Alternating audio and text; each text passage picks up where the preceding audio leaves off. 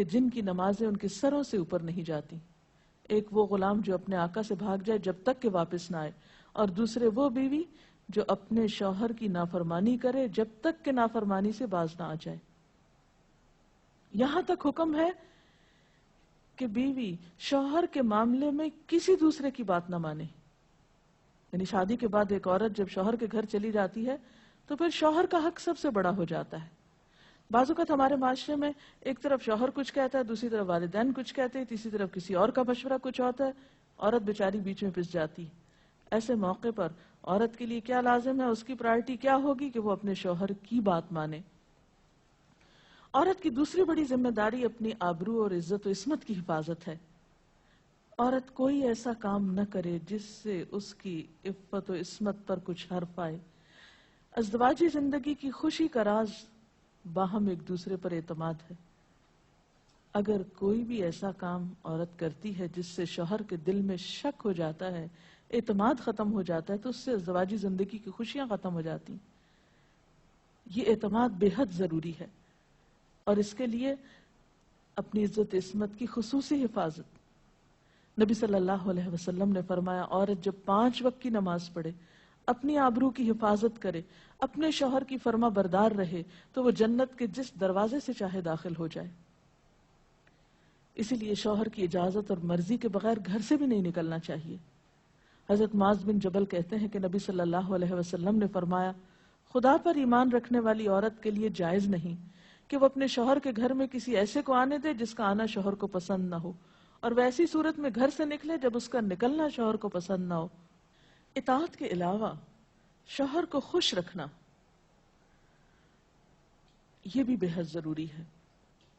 نبی صلی اللہ علیہ وسلم نے فرمایا، جس عورت نے اس حال میں انتقال کیا کہ اس کا شوہر اس سے خوش تھا تو وہ جنت میں داخل ہوگی. اور عموماً کسی کی خوشی کے لیے انسان اپنے جذبات کی قربانی دیتا ہے، بعض اوقات اپنی سوچ کی قربانی دیتا ہے، بعض اوقات اپنے کسی اور راحت و آرام کی قربانی دیتا ہے. تو ایک عورت جب اپنے شوہر کو خوش کرتی ہے تو جواباً اس کے لیے خوشی پلٹتی ہے. اس لیے گھریلو زندگی کی خوشی کا انحصار اسی بات پر ہے کہ دونوں ایک دوسرے کے لیے قربانی کے جذبات رکھتے ہوں، ایک دوسرے کے لیے رحمت اور ایک دوسرے کے لیے مودت کا ذریعہ ہوں. جیسا کہ قرآن پاک میں شادی کا مقصد ہی یہ بتایا گیا کہ دونوں کے درمیان باہم مودت اور رحمت کے جذبات ہوں، ایک دوسرے کے لیے سکون کا باعث ہوں، تاکہ انسانی زندگی بہترین طریقے پر رواں دواں رہے. اسی طرح شوہر سے محبت کا اظہار کرنا، اس کے ساتھ وفادار رہنا، اس کا احسان ماننا، یہ بھی بے حد ضروری ہے.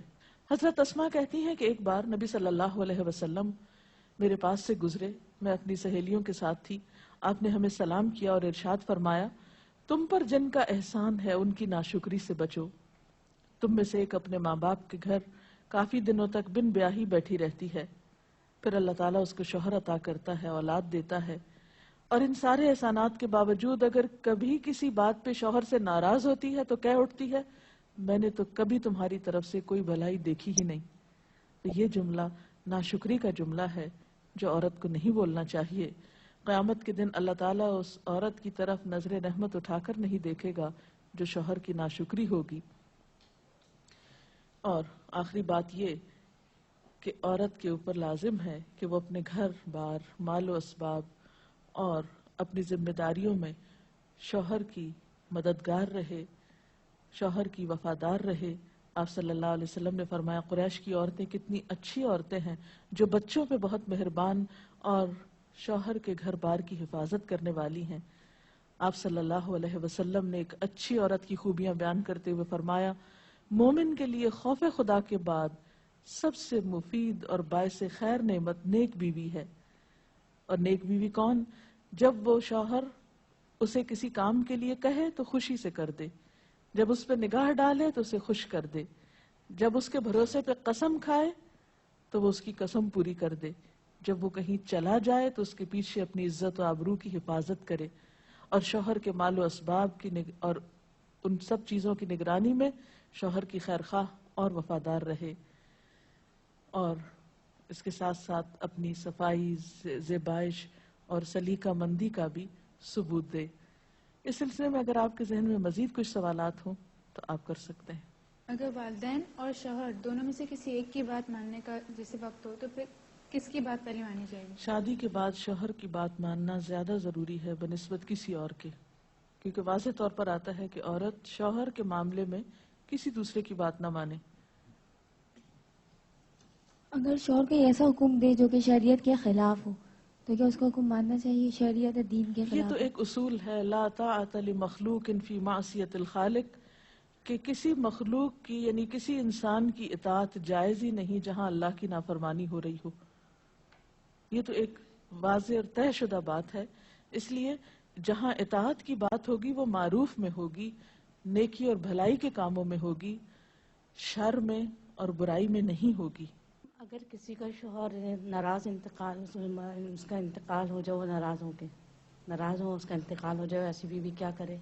بعد میں شوہر کے لیے دعا مغفرت کرے، اس کی طرف سے صدقہ خیرات کرے تو انشاءاللہ اللہ تعالیٰ معاف کرنے والا ہے۔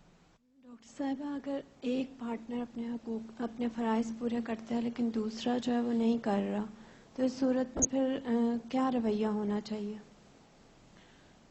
اس میں یہ کہ حسن سلوک کے ساتھ دوسرے شخص کو توجہ دلانی چاہیے کہ وہ اپنے حقوق پورے کرے، کیونکہ تالی دونوں ہاتھوں سے بجتی ہے۔ ایک شخص کب تک اچھا سلوک کر سکتا ہے اگر دوسری طرف سے اچھا سلوک نہ ہو؟ لیکن یہ یاد رکھیے کہ انسان بد اخلاقی کے ساتھ نہ کسی کا دل جیت سکتا ہے، زور زبردستی کے ساتھ کسی سے اپنے حقوق نہیں منوا سکتا۔ وقتی طور پہ ہو سکتا ہے کوئی پریشرائز ہو جائے، لیکن کسی کے دل میں اپنی جگہ نفرت یا سختی سے نہیں بنائی جا سکتی، محبت کے ساتھ ہی بنتی ہے۔ اس لیے صبر سے کام لینا چاہیے، اس معاملے میں جلد بازی نہیں کرنی چاہیے، اور دوسرے کو اپنے اخلاق کے ساتھ درست کرنے کی کوشش کرنی چاہیے، کیونکہ شوہر اور بیوی کا باہم تعلق جو ہے وہ بنیادی طور پر ہے ہی محبت کا تعلق۔ اگر شوہر دینی تعلیم کو اہمیت نہیں دیتا لیکن بیوی اسے حاصل کرنا چاہتی ہے تو ایسے میں بیوی کو کیا کرنا چاہیے؟ اب دیکھیے کہ دین کی تعلیم تو یہی ہے کہ طلب العلم فریضۃ علی کل مسلم، علم حاصل کرنا ہر مسلمان پر فرض ہے۔ اس میں جیسے مرد کا حق ہے علم حاصل کرنے کا، ایسا ہی عورت کا بھی حق ہے، کیونکہ علم کے بغیر تو زندگی اندھیر ہے۔ نہ انسان دنیا میں صحیح طور پر زندگی بسر کرتا ہے، اور آخرت میں بھی وہ کیسے حساب کتاب دے سکتا ہے جب اس کو پتہ ہی نہیں کہ اس کی ذمہ داریاں کیا ہیں، اسے کیا کرنا چاہیے اور کیا نہیں کرنا چاہیے۔ تو اس لیے اسلام نے ایسے معاملے میں عورت کو حق دیا ہے کہ وہ اپنا حق لے سکتی ہے، یعنی اگر شوہر نہیں بھی راضی تو وہ دینی علم حاصل کر سکتی ہے جس پر اس کی دنیا اور آخرت کی فلاح کا انحصار ہے۔ اگر شوہر دوسری شادی کرنا چاہے اور اپنی پہلی بیوی سے اجازت لینا کیا اس پہ فرض ہے؟ نہیں، فرض نہیں۔ السلام علیکم میڈم جو سنان مفقی کا ذکر کیا ہے نا کہ ذمہ داری شوہر پہ ہے، تو وہ جی ہاں، کس حد تک ذمہ دار ہے؟ مطلب کہاں تک دے سکتا ہے؟ کوئی لمٹ ہے اس کی کہ اتنا کماتا ہے تو اتنا دے سکتا ہے؟ نہیں، اصل میں اس میں کوئی حساب کتاب تو نہیں کیا گیا، ہر ایک کو اس کی حیثیت کے مطابق دینا ہوتا ہے۔ جو وسعت والا ہے وہ زیادہ خرچ کرے گا، جو کم حیثیت والا ہے وہ اپنی حیثیت کے مطابق کرے گا، لیکن بنیادی ضروریات بیوی بچوں کی پورا کرنا شوہر کی ذمہ داری ہے، جس میں تعلیم، رہائش، خوراک، لباس، دوا، علاج، معالجہ، یہ سب شوہر کی ذمہ داری۔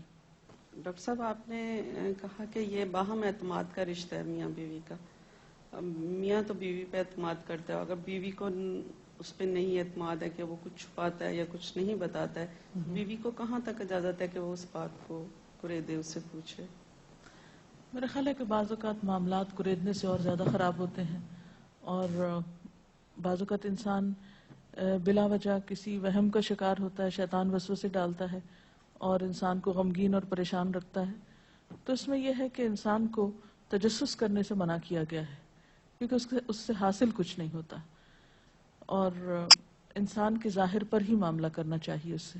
اس کے ساتھ ہی آج کے پروگرام کا وقت ختم ہوتا ہے، اب اجازت چاہتے ہیں۔ السلام علیکم ورحمۃ اللہ وبرکاتہ۔ اللہ اکبر اللہ